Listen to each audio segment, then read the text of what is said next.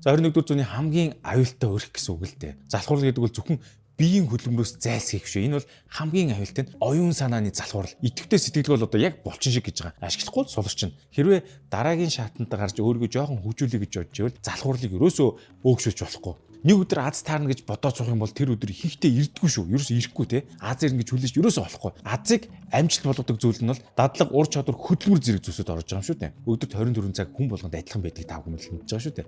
Харин өнөөдөр хэрэгцээтэй зүйлдээ суралцаад ур чадвар зорилгодоо хөрөнгө оруулах юм бол маргааш илүү их боломж гараад л юм.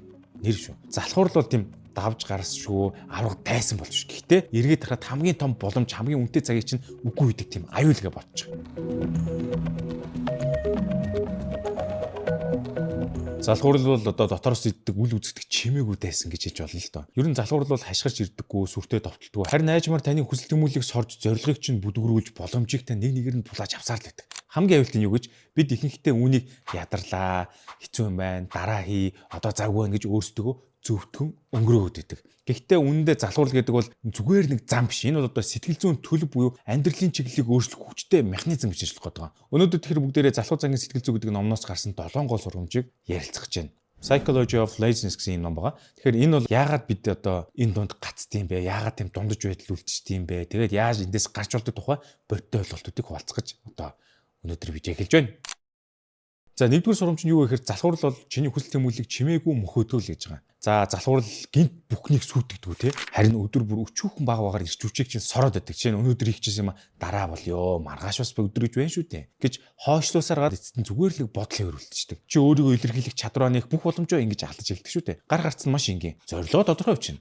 Том биш үж болно. Жижигхэн ч гэсэн хамаагүй айжмаар л урагшлан чухал байгаа. Тэгэхээр өнөөдөр хийсэн өчүүхэн ахиц бүрийг өөртөө тэмдэглэж өөрийгөө жоох урамшуулна. Ингэснээр одоо залхуурал гэсэн дотоод дуу хоолойг үйлдэлээрээ дарж чадж байгаа.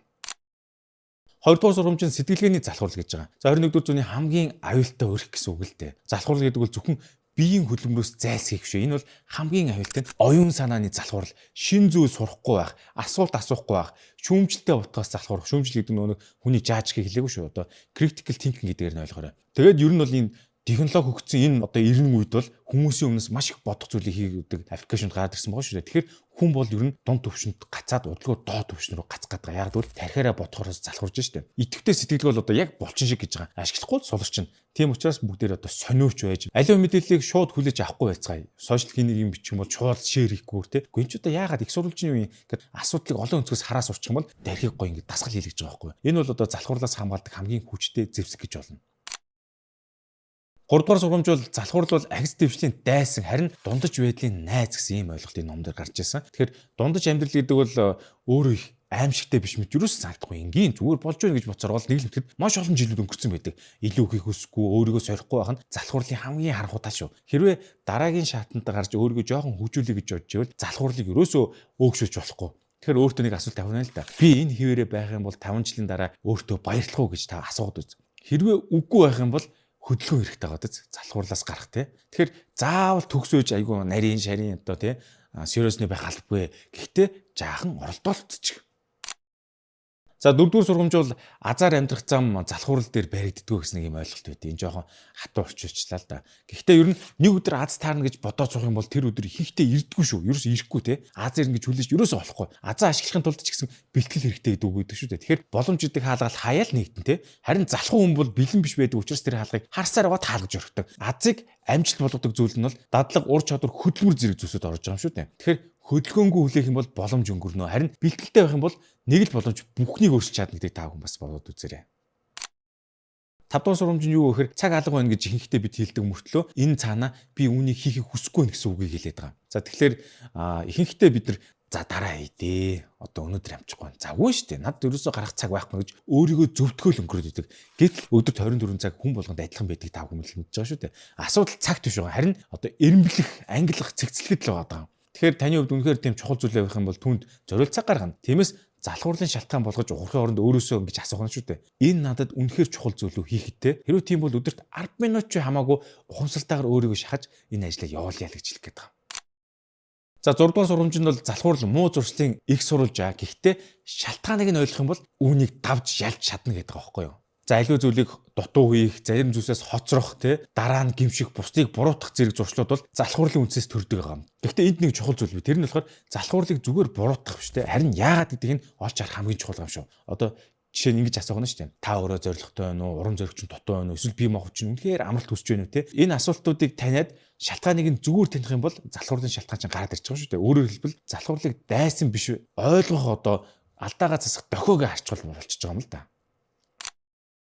За 7 дугаар сурамж нь юу вэ гэхээр өнөөдөр зугаацах юм бол маргааш гал унтраахад хүрнэ гэсэн нэг айхтар байгаа. Хэрэв өнөөдөр ингээд таашаал зугаацсан гэлтэй хит их цагийг зарцуулчих юм бол маргааш хэрэгцээтэй зүйлээ зарахад хүртэл хүрнэ гэсэн ойлголт байдаг. Тэгэхээр энэ зарчим зөвхөн мөнгөнд бишээ цаг хугацаанд хүртэл үйлчилж байгаа. Өнөөдөр бүх цагийг зугаацсан гэлтэй хойшлуулалтанд өгөөд байх юм бол маргааш чиний ирээдүйд зориулсан нөөц хоосорно гэж байгаас амар эвгүй сонсогдож. Харин өнөөдөр хэрэгцээтэй зүйлдээ суралцаад ур чадвар зорилгодоо хөрөнгө оруулах юм бол маргааш илүү их боломж гараад ирнэ.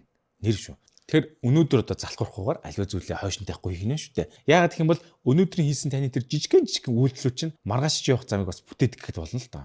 Ер нь эцээц нэг зүйлийг ойлгох хэрэгтэй байгаа. Тэр нь болохоор залхуурал бол тийм давж гарсшгүй авраг тайсан болж ш. Гэхдээ эргээд харахад хамгийн том боломж хамгийн үнэтэй цагийг чинь үгүй гэдэг тийм аюулгээ бодчих. Хэрэв залхууралтайгаа ил тод нүүр тулаад шалтгааныг нь ойлгоод өдөр бүр өчүүхэн алхмаар өөрийгөө дайлцаад эхлэх юм бол дундаж уяждаа соб гэж гараад ирнэ. За тэгэхээр энэ видеоны эцэст нэг асуулт гарч иж байгаа. Тэр нь юу гэхээр эдгээр ярьсан энэ 7 сурамжнаас та алийг нь яг өнөөдрөөс хэрэгжүүлж эхлэх вэ? Тэгэхээр таны залхуурлага тэмцсэн туршлага чинь юу вэ? Энэ талаар бас хариултыг та өөрөө мэдж байгаа учраас ямар нэгэн байдлаар комент хэсэгт бичүүлдээгээрэй. Миний ярьсан зүйлдээ та бүгднтэй санал нийлэх албагүй. Санал нийлж байгаа зүйлээ л хоорондоо дискшн өрнүүлж комментээр харилцъя. Тэгэхээр та бүхэн маань энэ сувагт subscribe дарахаа бүү мартаарай. Яагаад гэвэл дараагийн удаа илүү гой сонирхолтой сэдв орно. Тийм учраас бүгдээрээ эргэн уулзъя. Тунгадахгүй. Хэмэл оюухан дээр зураг бичлэг үүсгэхэд тухайн дүр төрх эд юмсан дараагийн үргэлжлэх хэсэг дээр эвдэрч зүрх алдаа гарах нь маш их тохиолддог. Харин энэ асуудлын шийдлэг болсон бөгөөд бүр богино хэмжээний кино хийж үзлээ. Олон сарын турш зөндөө сайт аргуудыг турш үзээд хамгийн тохиромжтой аргыг нь олсон тул үүнийг та бүхэндээ хүргэж байна. Задлан цэгийн сайтаар ороод онлайн шууд хэрэгжих мэдлийг хүлээн аваарай. Дээр нэмээд бэлэн prompt таны ажлыг хөнгөвчлөх, зохиол гаргах, урьдчилан сургасан custom GPT хүртэл багтсан байгаа. Яг одоо задлан цэгийн рүү ороод үзээрэй.